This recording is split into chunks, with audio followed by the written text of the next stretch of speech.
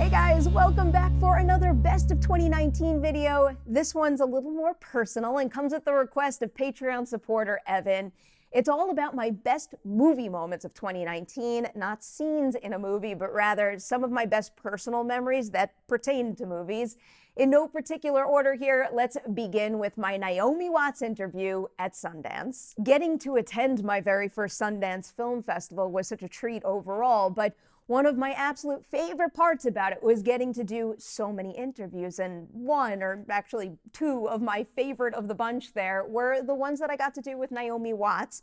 She actually came to the Collider studio at Sundance with two movies at the same time, The Wolf Hour and also the movie Loose, which obviously wound up becoming a favorite of 2019 for me.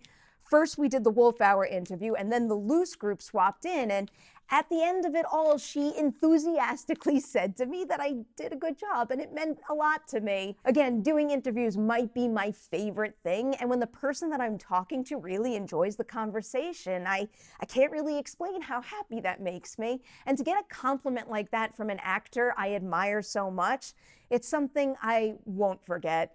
Next up here is Collider Ladies Night, and I have to cheat a little bit with this one because I don't know if I can pick just one moment or just one episode of the show.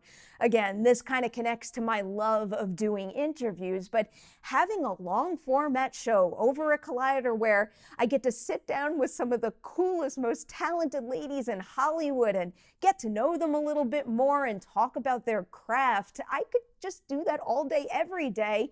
And what a lineup of guests we've had for the very first year of the show. I still can't believe that the Linda Hamilton interview happened. Mary Elizabeth Winstead was such a delight. So was Karen Gillan. Getting to talk to Jessie Buckley when Wild Rose was one of my favorite films of the year. Oh, it was just so special. And I'll give you a little tease here. I did tape 2 more episodes of the show before the close of 2019. One you will see at the very end of the year, and then the other you're going to have to wait for February, but it's for a movie I'm very excited about, so let the guessing games on that one begin. But overall, this has been a show that makes me love what I do and love this industry and the people in it even more. And the support I've gotten from the Collider team with Ladies Night has really been something else. And especially the show's editor, Remsen. He is so good at what he does, and it's just such a treat to work with him. So if you get the chance, give him a little round of applause. He's at Just Remsen on Twitter because he really deserves it. Next up on my list here is bungee jumping. I will never forget when I first heard about this trip to Cabo. Nikki Novak was on Movie Talk that morning and had just heard about it herself, and she told me Jumanji: The Next Level was having its press day in Cabo, and I thought it sounded like fun, of course, but it wasn't a must-attend trip for me until she uttered the words bungee jumping. At that point, I knew I had to go, and then sure enough, mere minutes later, Steve asked me if I wanted to cover for Collider, and I am so happy and thankful he did, because that is no doubt a memory that I'm going to cherish for the rest of my life. The jump itself was incredible. I was the very first one off the platform, but what made the experience even better was the great group of people that I got to jump with. This was just a dream come true, and I will never forget it. Next up here, we've got the Cobra Kai panel at San Diego Comic-Con, and yes, I'm cheating a little bit because this one's a TV show thing, but I had to include it because it was yet another thing ticked off the bucket list. Moderating a San Diego Comic-Con panel has been a goal ever since my very first Comic-Con back in 2011.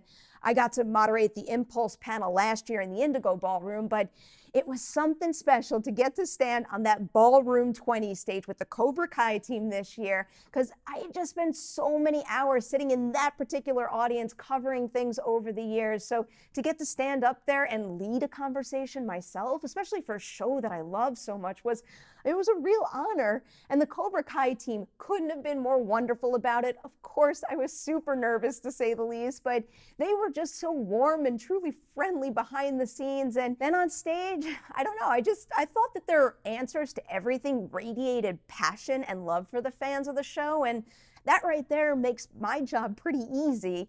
Another thing that made this moment super special to me was the Collider team that came with me there. It was Haley, Thad, and Dorian. I really do have a lot of very supportive people around me at all times, but I'll just never forget how excited they were about the whole thing when I first saw them after the panel, and I hope they know how much that moment really means to me. Next up here, I had to conclude this list with the New York City Marathon. And this is why I didn't name drop Jillian Bell in the Collider Ladies Night section.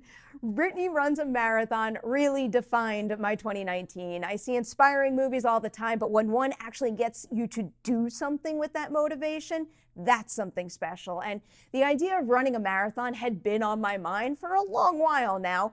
I just needed this movie to give me the nudge to actually sign up, and I'm so glad I did. This was definitely the most difficult physical and even mental challenges I've ever put myself through. The training was significant, so was the time commitment, and the nerves were so high too. But again, I had good people around me every single step of the way, upping my confidence, especially my sister.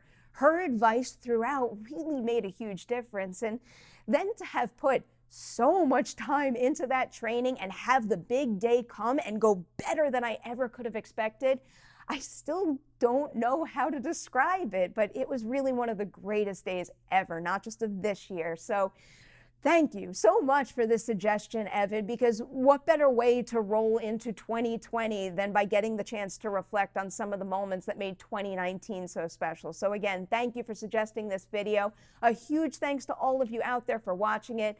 I will see you soon with more end of the year content and also a whole bunch of videos in 2020.